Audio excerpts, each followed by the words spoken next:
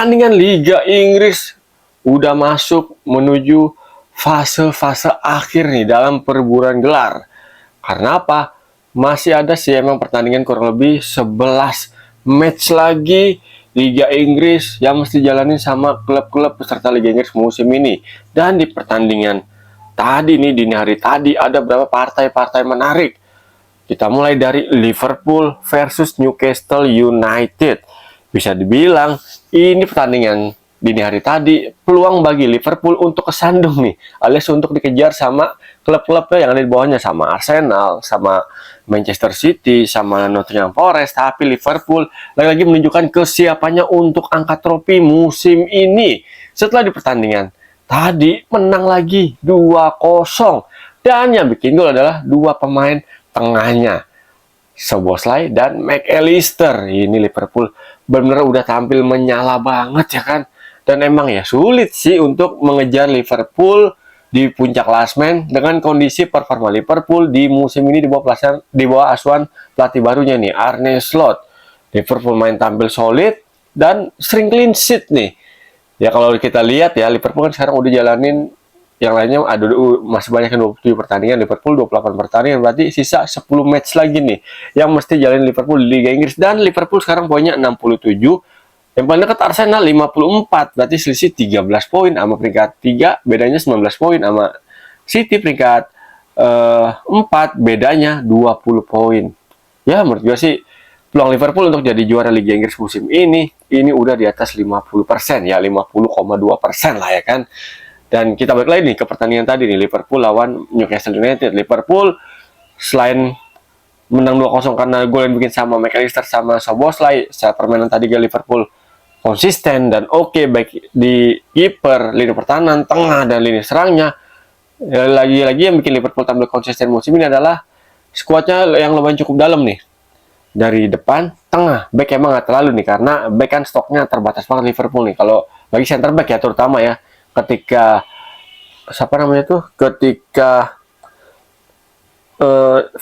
Virgil van Dijk ataupun Ibrahim Konate cedera, nah ini pelapisnya yang setara nggak ada nih. Makanya sih kalau Liverpool selama seperti yang konten-konten yang gue sebutin sebelumnya tuh, di konten-konten sebelumnya, ini kalau Konate sama Virgil van Dijk nggak ada cedera, nggak absen, bisa laga Liverpool nih sampai dengan akhir musim nanti, peluang Liverpool untuk terus mendulang kemenangan ataupun mendulang poin ini semakin lebar banget, dan Liverpool semakin sulit untuk dikejar. Tambah lagi performa di serangnya ya stabil lah, bahkan cenderung ada peningkatan nih. Kalau penyerangnya lagi mandek bikin gol, lini tengahnya tampil tajam, dan Szoboszlai sama McAllister udah buktiin di pertandingan semalam. Dari Liverpool Newcastle United, ini juga satu keuntungan Liverpool karena striker Newcastle United ini absen nih, Isak nih. Dan ya ini benar-benar bisa dimanfaatin sama Liverpool, karena kita tahu dong Isak di musim ini benar-benar menjadi momok menakutkan bagi tim-tim ataupun lawan-lawan dari Newcastle United, karena tampil sangat tajam di musim ini guys. Dan semalam dia harus absen, dan Liverpool bisa manfaatin kesempatan tersebut. Dan terbukti dong, Liverpool clean sheet di pertandingan semalam melawan Newcastle. Liverpool 2, Newcastle 0. Manchester City yang ada di peringkat 4 akhirnya siuman lagi nih setelah menang lawan tuan rumah Tottenham Hotspur 1-0. Ya bisa dibilang nih pertandingan cukup berimbang ya, biarpun penguasaan bola City kalah 5-5 berbanding 45. Tapi City bisa mencuri gol di menit 12 tuh lewat striker andalannya Erling Haaland. Sebenarnya City bisa menang 2-0 karena gol Haaland yang satu lagi dianulir karena udah handsball duluan tuh Haaland sebelum bikin gol ataupun menjebloskan bola ke gawang Vicario, kipernya Tottenham Hotspur. Nah ini pelatih Tottenham Hotspur menurut gue agak-agak sedikit blunder ya, karena apa ya? Karena ya ngapain lu cadangin Son Heung-min, Kulusevski, sementara lawan lu Manchester City. Apa karena udah apatis atau udah nggak optimis nih? Karena sekarang juga Tottenham ada di peringkat belasan nih, 13 kalau nggak salah itu Tottenham kan. Apakah udah nggak optimis lagi Tottenham untuk menembus zona Eropa nih, seenggaknya zona Conference League lah ya, jangan ngomongin UCL kejauhan banget. Karena poin sekarang Tottenham itu 33, satu circle sama MU sama-sama 33. Untuk masuk ke peringkat 8 besar aja, ini selisihnya 10 poin sama Brighton and Hove Albion. Ya menurut gue sih, ya apapun kondisinya harusnya tuh si Ange Pontesteglo, namanya ribet banget tuh.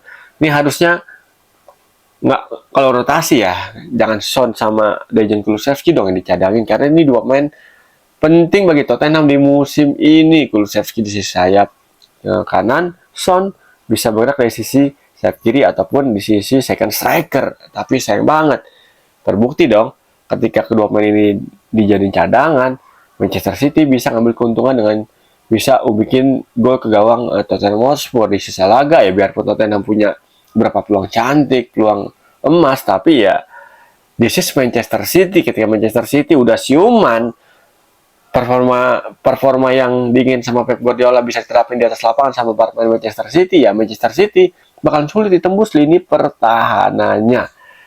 Walaupun kemarin udah masih ada berapa rotasi ya di lini belakang.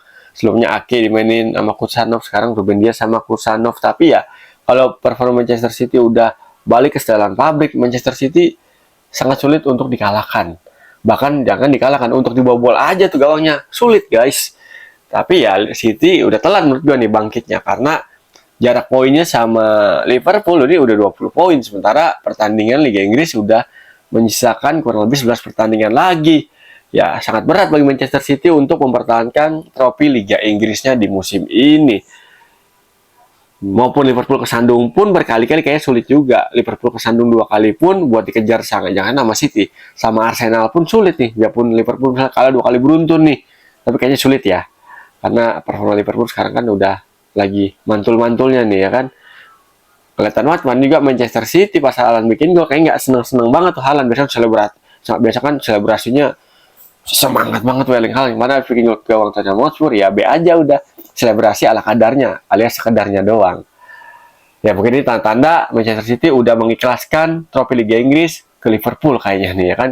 Ke Arsenal, aduh, Arsenal mah orang mah ya kalau di Liga Inggris, kalau kita lihat di 2 musim terakhir nih, ketika Arsenal sama City kejar-kejaran, kalau udah dimasuk bulan Februari, sangat dari Januari Februari, ini seharusnya tim yang di peringkat 1, di peringkat 2, ini seharusnya mulai memberikan tekanan terhadap tim yang ada di atasnya alias di peringkat 1. Nah ini Arsenal sedikit unik di musim ini, karena Arsenal memberi tekanan terhadap dirinya sendiri.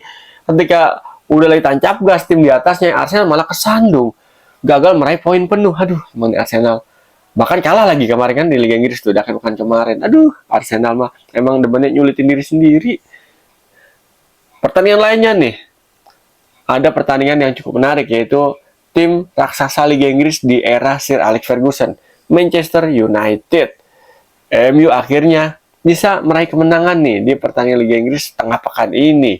Lawannya ya sih cuma Ipswich Town, tapi kan ya menang tetaplah kemenangan. Bagi MU kemenangan ini cukup berarti nih bagi MU di musim ini. Karena apa?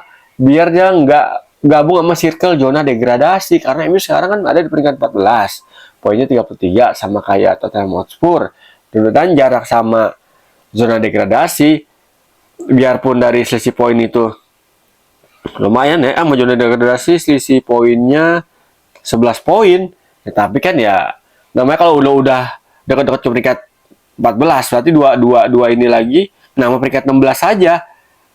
16 aja itu selisih 3 poin loh. Ini ngeri banget, biarpun nama selisih 17 ya, zona batas zona degradasi 17 itu sama Wolverhampton itu 22 11 poin. Tapi kalau MU performanya nggak terus menanjak, misalnya MU nanti kedodoran sampai peringkat 16 nih, dan sekarang udah peringkat 14. Ini ngeri-ngeri sedap juga nih bagi MU. Untungnya MU semalam menang tuh 3-2 lawan Ipswich Town. Ya biarpun MU menang, tetap PR MU masih segudang nih PR-nya nih.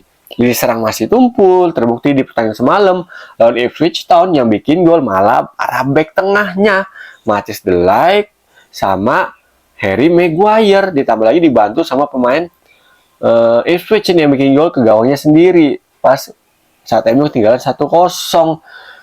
Aduh, lini serang MU ya nggak ngerti nih, mesti pakai jurus apa lagi, pakai taktik apa lagi si pelatih MU, baik itu Ten Hag sekarang Amorim, untuk mengasah ketajaman lini tengah dari para penyerang MU, lini serang dari Manchester United nih. Padahal dari segi komposisi pemain untuk lini serang ya, begitu gelandang serang, flank sama strikernya, ini MU udah punya kekuatan yang mumpuni untuk tampil tajam. Tapi koyo anehnya ini MU strikernya masih flop, masih bisa dibilang tumpul nih. Padahal Liga Inggris sudah mau masuk fase-fase akhir nih. Mesti tancap gas biar MU nggak semakin dekat ke peringkat 17. Ya kalau MU striker kayak gini-gini terus ya bisa jadi MU ntar di pertandingan berikutnya bisa jadi kehilangan poin lagi, ya kita nggak tahu nih.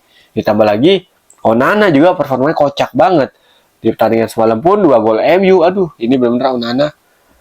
Kenapa ya Onana ya? Padahal di Inter dulu bagus banget loh. Dapat pas pindah ke MU jadi sering ngelawak nih Onana nih.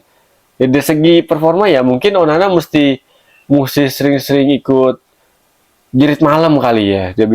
Biar dia bisa mengintrospeksi nih kira-kira kekurangannya apa ya kan, karena kesalahan-kesalahan Onana ini tampilnya bisa munculnya nih sering berulang, yang seharusnya bisa ditutupin kemarin lawan Ipswich Town, gol pertama kelihatan banget tuh miss, dia udah maju udah mau deketin bola dia mulai berhenti ya, miss koordinasi sama backnya, ketika backnya back pass malah lewat bolanya tuh, Onana lewat ya main Ipswich Town ya tinggal terus itu bola ke dalam gawang, gol kedua juga gitu loh, Onana agak sedikit kaget tuh ya kan, aduh nggak ngerti lagi nih mesti pakai formula apa agar Onana performanya bisa balik sama ketika dia menjadi kiper Inter Milan tuh sebelum hijrah ke Manchester United. Tapi apapun itu, persaingan Liga Inggris menurut gua nih sepanjang akhir musim nanti, baik itu lini papan atas, tengah maupun zona degradasi bakalan menarik banget nih menurut gua. Nah, gimana menurut pendapat kalian? Kalau punya pendapat lain, tulis di kolom komentar. Dan thank you banget yang udah support channel YouTube gua, konten gua Pundit Abangan dengan cara nonton, like, subscribe, komen, dan share. Thank you banget. Karena dukungan kalian adalah menjadi motivasi bagi gua untuk terus berkarya, untuk berkonten ria, membahas sepak bola liga-liga yang ada di dunia.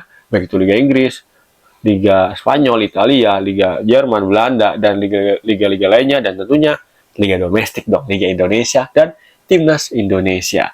Thank you banget, gue Irwan Chan pamit. Ketemu lagi bersama gue di konten-konten Pundit Abangan berikutnya. Salam olah bola.